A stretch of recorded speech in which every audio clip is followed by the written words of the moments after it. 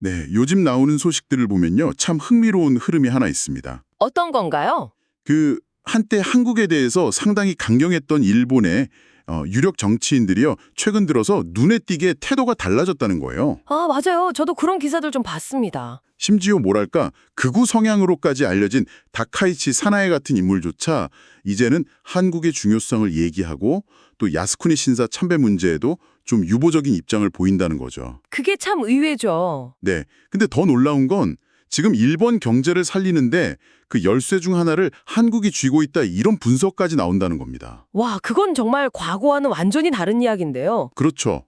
아니, 과거에는 우리가 일본보다 경제적으로 아래였고 때로는 좀 강경한 태도에 시달리기도 했는데 왜 이렇게 갑자기 일본이 한국을 중요하게 보기 시작했을까요? 바로 그 지점이 이번 이야기의 핵심입니다. 이게 수십 년 동안 이어져 온 한일 관계의 어떤 역학구도, 이게 근본적으로 좀 변하고 있다는 신호일 수 있다는 거죠. 단순한 외교적 말이 아니라 뭔가 더 깊은 이유가 있다. 네, 일본 내부의 어떤 절박한 경제적 또 사회적 현실이 반영된 결과다. 이런 분석이 나오고 있습니다. 그래서 더 깊이 알아보겠습니다. 이 놀라운 변화의 배경에는 도대체 어떤 구조적인 요인들이 얽혀 있는지 저희가 살펴본 자료들을 바탕으로 한번 자세히 파헤쳐 보죠. 생각해보면 과거 80년대만 해도 상황이 정말 반대였잖아요. 그랬죠. 그때는 삼성이 소니 기술 따라잡으려고 막 애쓰던 시절이었는데 근데 지금은 오히려 소니 같은 일본 대표 기업들이 한국 기업 부품 없이는 첨단 제품 만들기가 어렵다 이런 얘기까지 나오니까요. 맞습니다. 완전히 역전됐죠. 어떻게 이렇게 된 걸까요? 그게 두 나라의 성장 경로 자체가 처음부터 달랐던 게 아주 결정적이었어요. 일본은 아시다시피 2차 대전 후에 미국의 지원도 있었고 또 엔화 가치가 낮게 평가되면서 굉장히 강력한 내수 시장 그리고 기초 기술을 바탕으로 성장했죠. 소위 잘라파고스라고 불릴 정도로 자기들 표준에 집중했고요. 네, 맞아요. 그런데 한국은 시작부터 좀 달랐습니다. 내수 시장이 작았기 때문에 생존을 위해서는 처음부터 수출에 집중할 수밖에 없었어요. 글로벌 표준을 따라야 했고 해외 시장을 뚫어야만 했던 거죠.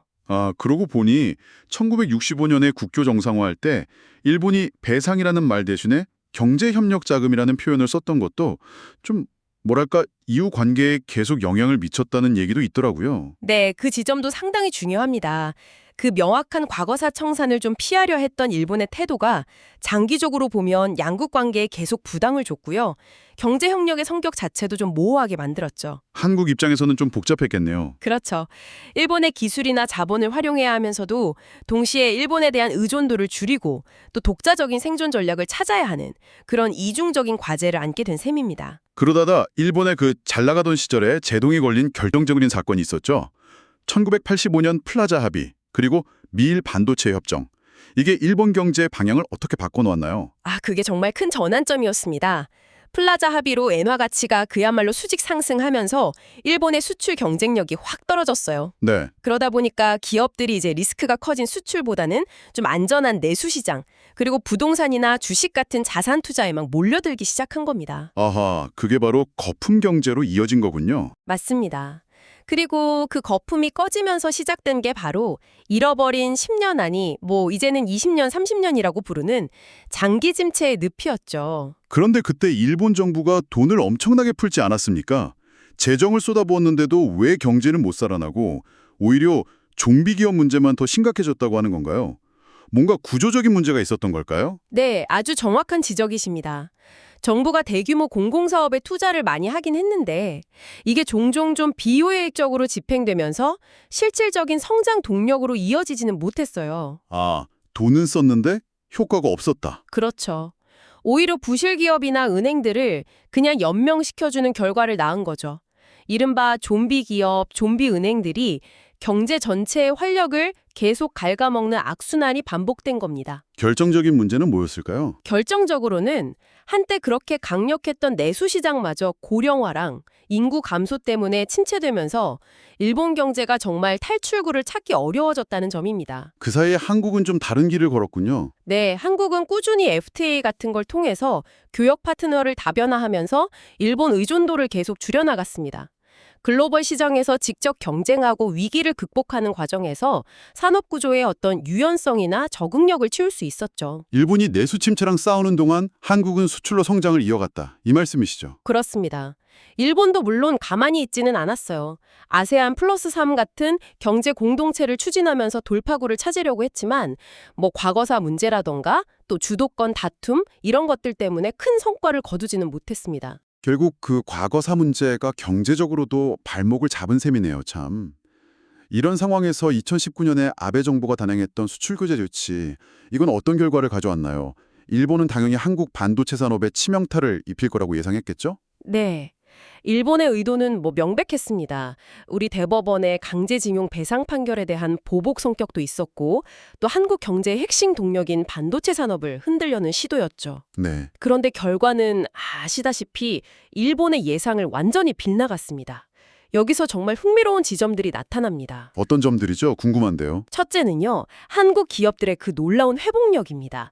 처음에는 좀 당황했지만 정말 빠르게 공급망을 다른 곳으로 바꾸고 또 소재 국산화에도 성공하면서 충격을 최소화했어요. 네, 그때 국산화 성공 소식들이 많이 들렸었죠. 네, 오히려 일부 일본 소재 기업들은 한국이라는 큰 시장을 잃거나 규제를 피하려고 아예 한국에 직접 공장을 짓는 그런 상황까지 벌어졌습니다. 아, 그건 정말 일본이 예상 못했을 것 같은데요. 그렇죠. 일본이 한국의 기술력이나 위기 대응 능력을 명백히 과소평가했던 겁니다. 단순한 경제적 손실을 넘어서서 일본이 오랫동안 가지고 있던 한국에 대한 어떤 경제적 우위라는 생각, 그 자체가 좀 흔들리는 계기가 됐을 수도 있겠네요. 바로 그겁니다. 그게 두 번째 중요한 지적인데 국제사회에서 일본의 신뢰도가 크게 떨어졌다는 거예요. 특정 국가에 대한 명백한 보복 조치로 비춰지면서 이게 자유무역 질서를 흔드는 행위다 이런 비판을 많이 받았죠. 그렇죠. 다른 나라들도 좀 불안했겠어요. 네, 다른 나라들도 일본이 저러면 우리도 언제 당할지 모른다 생각하면서 일본을 대체할 공급망을 찾기 시작한 거죠. 어떻게 보면 일본 스스로 좀 고립을 자초한 면이 있습니다. 세 번째는 뭐라고 하셨죠? 세 번째는 바로 부메랑 효과입니다. 한국으로 수출길이 막히니까 그 소재를 사서 쓰던 일본 기업들까지 피해를 보게 된 거예요. 아, 자국 기업까지 피해를 입었다. 네. 결국 과거에는 일방적인 을로 여겼던 한국이 이제는 일본 경제에 직접적인 영향을 미치는 정말 무시할 수 없는 슈퍼을의 위치에 서게 됐다는 현실을 일본 정치권이 뼈저리게 느끼게 된 결정적인 사건이었습니다. 바로 그 슈퍼을이라는 현실 인식, 이게 현재 일본 정치인들의 딜레마, 그리고 또 태도 변화로 이어지는 거군요. 맞습니다. 경제를 살리려면 한국과 협력해야 하는데 정치적 지지 기반은 또 여전히 반한 감정에 기대는 측면이 있으니 참.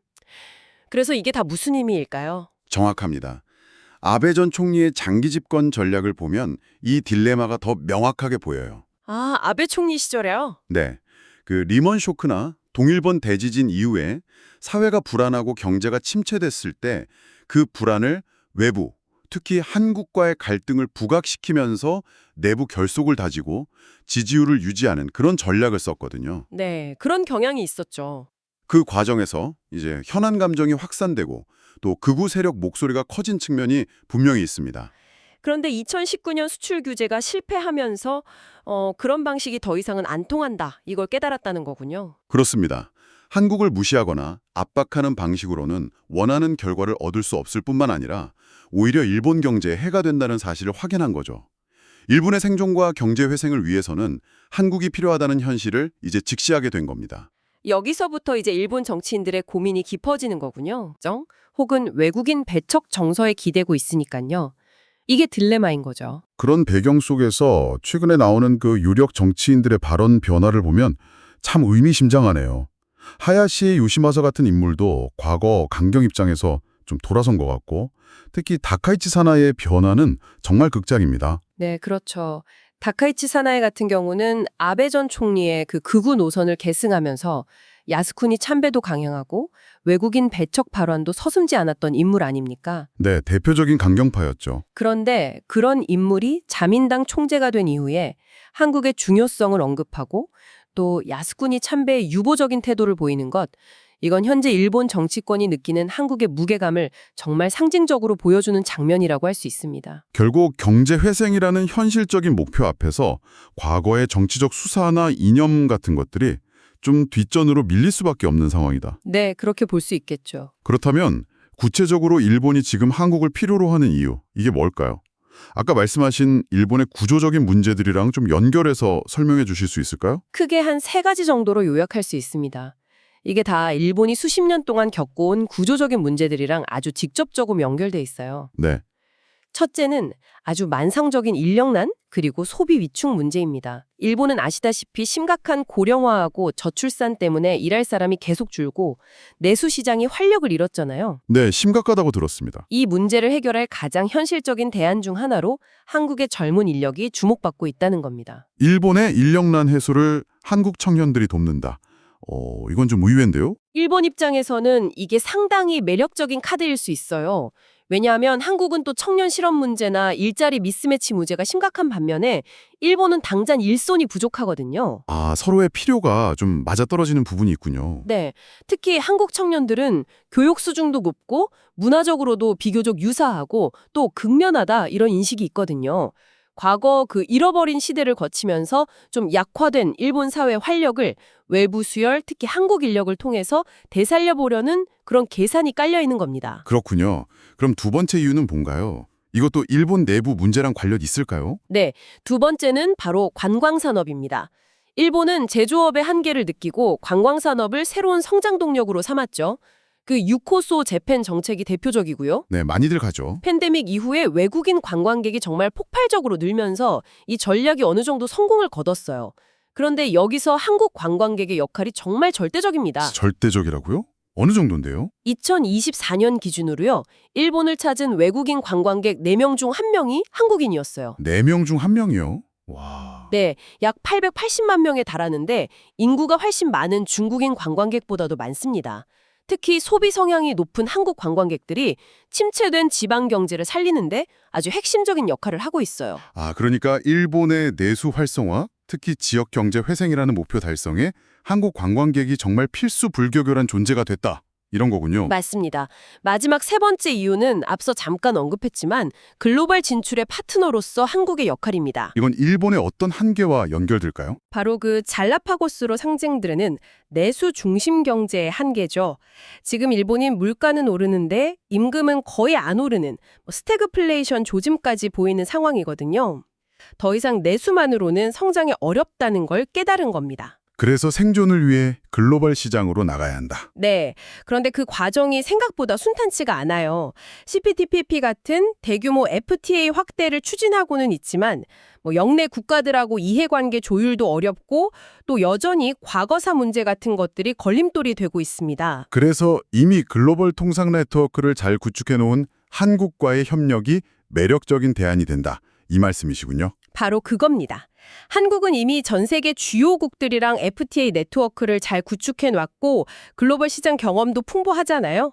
일본 입장에서는 한국과의 협력을 통해서 이런 네트워크나 경험을 활용하는 게 훨씬 효율적일 수 있다는 거죠. 정리를 해보면 노동력 부족 문제 해결, 그리고 내수, 특히 관광 활성화, 마지막으로 글로벌 시장 진출 확대라는 일본 경제에 정말 사활이 걸린 이 3가지 문제 모두에 한국이 주요한 해결책 또는 파트너로 떠올랐다. 이렇게 볼 수 있겠네요. 네, 정확히 그렇습니다. 경제 회생이라는 그 절박한 현실 앞에서 과거의 어떤 강경 발언이나 정치적인 제스처는 이제 힘을 잃을 수밖에 없겠군요. 다카이치 사나에 같은 인물이 야스쿠니 참배를 유보하겠다고 말하는 것도 결국 이런 맥락에서 이해해야겠네요. 그렇습니다. 지금 상황에서 보란듯이 야스쿠니 신사를 참배한다면 한국 내 여론 악화는 물론이고 정말 어렵게 만들어지고 있는 이 협력 분위기에 찬물을 끼얹는 결과가 될 테니까요. 경제적으로 이렇게 절실한 파트너인 한국과의 관계를 고려하지 않을 수가 없는 거죠. 오늘 저희는 최신 소식들을 통해서 일본 정치권의 어떤 미묘하면서도 아주 중요한 변화의 흐름, 그리고 그 배경을 깊이 살펴봤습니다.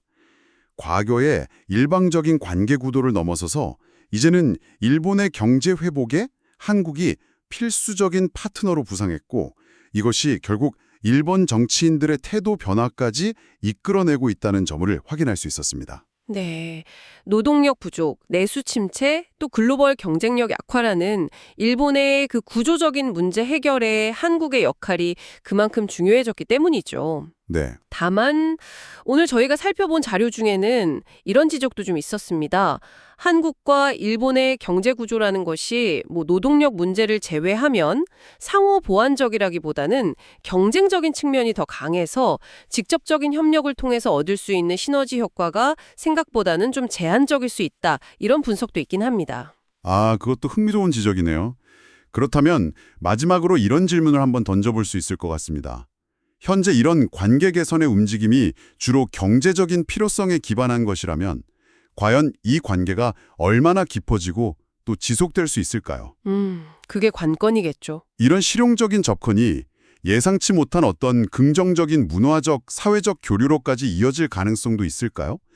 아니면 그 뿌리 깊은 역사적 갈등이나 경쟁 구도가 결국 이런 협력의 한계를 규정하게 될까요? 이 질문을 여러분께 남기면서 오늘 이야기를 마무리하겠습니다.